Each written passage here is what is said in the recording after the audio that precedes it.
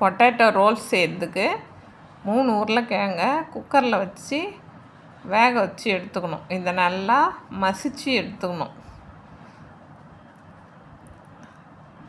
மசித்த உருளைக்கிழங்குல ஒரு வெங்காயம் பொடியாக கட் பண்ணி சேர்த்துக்கணும். அது கூடவே ஒரு பச்சை மிளகாயும் பொடியாக கட் பண்ணி சேர்த்துக்கணும்.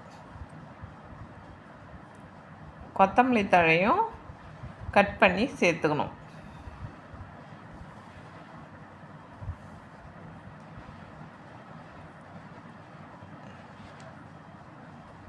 கரம் மசாலா ஒரு 1/4 ஸ்பூன் சேர்த்துக்கலாம். அது கூடவே காஷ்மீரி சில்லி 1 ஸ்பூன் சேர்த்துக்கணும்.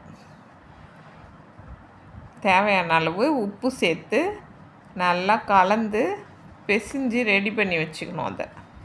இதை கலந்த கலவையை ஒரு சிலிண்டர் ஷேப்பில் நல்லா உருட்டி ஷேப்பாக எடுத்து வச்சுக்கணும். ஸ்டவ்வில் ஒரு பாத்திரத்தை போட்டு அதில் லைட்டாக நெய் தடவி இந்த ப்ரெட்டை போட்டு கரிஞ்சிடாமல் திருப்பி விட்டு வேக வச்சு எடுத்துக்கணும். லைட்டாக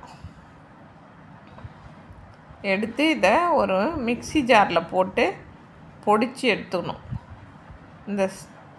இந்த பொட்டேட்டோ ரோலை எடுத்து இந்த ப்ரெட் க்ரம்ஸில் போட்டு நல்லா புரட்டி எடுத்துக்கணும்.